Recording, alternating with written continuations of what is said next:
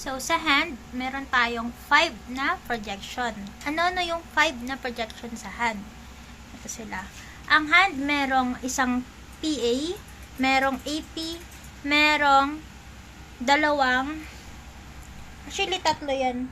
Merong tatlong under dito sa PA, axial oblique, PA oblique projection. Tapos merong tatlo din dito sa lateral. Tapos merong dalawang projection dito sa AP bilateral projection. Bakit nagaganon? So, ayun. Then, start na natin. So, unahin natin yung PA. So, si PA, ayan lang. Walang ano kay PA. Normal lang siya. Normal lang na ganyan ng hand mo. Tapos, saan yung central ray? Dito sa third MCP, di ba? MC, yes. Then, yung AP naman, ginagawa lang, hindi naman siya talaga ganito lagi ginagawa. Pag ginaganito mo na siya, ginagawa lang yun kapag kasi patient may injury, tapos merong pathological condition. Then, next, yung PA oblique projection. Ang PA oblique projection, naka-PA, tapos gagamit ka ng PA, nakaganyan, tapos gagamit ka ng 45 degrees na foam wedge. Okay, pag lateral oblique, ayun. Para yun saan? To investigate fracture and pathological condition. Ito talaga yung original. Ngayon, minodify yan. Minodify yan ni Lane Kennedy Kushner sa ni Callen. So, unahin natin yung kay Lane Kennedy. Ito, kay Lane Kennedy, itong original na lateral rotation, ni-reverse niya lang. So, paano niya ni-reverse? Ginawa niya lang medial rotation na 45 degrees. Tapos, anong nangyari?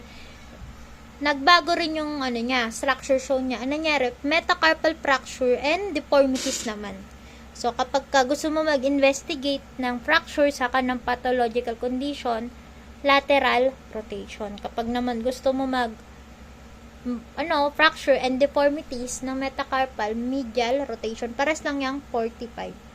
Pag medial na, binaliktad kay Lane Kennedy Kushner. Then next, yung isa pang modification is ito kay Callen. Si Callen, MCP, ito yon. Naka-flex. 70 to 80, ganyan. O, ano kayo makikita mo dyan? Syempre, makikita mo dyan, metacarpal head fracture. Ito yung head, ayan, tumatama. Ito, yung parang boksingero. Fracture doon sa head, metacarpal head. Tapos, para magayon, ipe-flex mo, 80 to 90. Tapos, yung hand mo, kasi nga oblique pa rin yan, P-oblique, naka-oblique pa rin na 40 to 45 towards the ulnar side. Saan ba yung ulnar side mo? Itong pinky mo yan ng ulnar side mo. Nakaganyan ka. Nakaganyan ka. Okay? Gets. So, okay. Tatlo na yun. 5 lang naman yun. Next is itong lateral. Yung lateral mo, 3.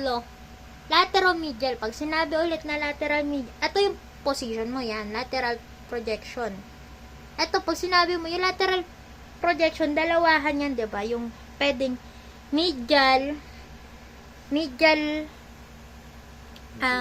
lateral, pwede ding lateromedial. So, dito saan mo, lahat yan, puro lateromedial, walang mediolateral. So, nakaganyan yung hand mo from lateral, diba ganyan yung sa sa anatomical position mo. O, nakaganyan ka from lateral, tumagos dito sa medial, pag ganun. Tumagos. So, yun yung projection. Pwede mo yung gawin in extension saka in flexion. Kapag ka naka-extend, makikita mo foreign bodies and MCP fracture displacement. Pag naman naka-flex, nakabaluktot, makikita mo anterior displacement of fracture. Anterior saka posterior displacement na ng fracture. Okay? Then next, ito, yung fan lateral. Dito sa fan, di ba meron siyang ganun, nakaganon lahat yan. Lahat eliminates all superimposition except the proximal phalanges. Nasa yung proximal? Ito, di ba? Ayan. Hindi mo mai-eliminate daw yung superimposition. Then last is itong AP bilateral projection ni Norgard. O yung tawag din sa kanya, ball catcher.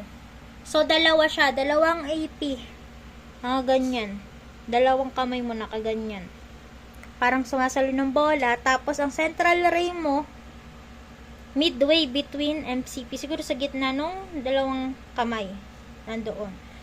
Perpendicular. Tapos, ginagamit yan. Early detection ng rheumatoid arthritis, RA, rheumatoid arthritis. Tapos, yung other method na nakaka-detect ng rheumatoid arthritis is Burwington. Okay, so nakayan ka na, nakalima ka na. So, ilan? Ulitin natin. Isang PA, which is yung normal, AP, number natin para mas maganda. Okay, number 1, yung PA, na normal lang. Number 2, AP, ginagamit lang kapag ka pathological condition or may injury. Number 3, eto na.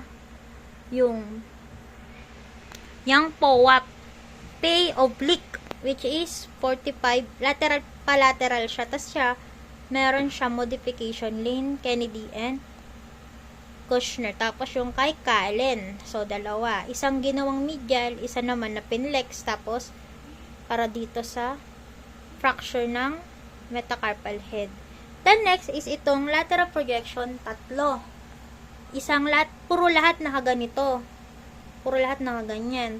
Tapos, yung isa naka-extend, yung isa naka-flex. Pag naka-extend, foreign bodies and MCP fracture displacement.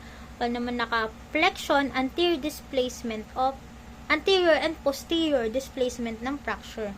Pag naman naka-fan lateral, ay na-eliminates all superimposition except proximal phalanx. Then, yung last is itong AP. So, ito, pangatlo pa lang to.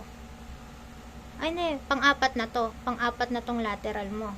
Then, ito yung pang-5 mong projection. AP bilateral Norgard, no? Ball catchers. For rheumatoid arthritis. Meron ding other method, si Burwington. So, yan yung sa hand mo. Mabilis lang.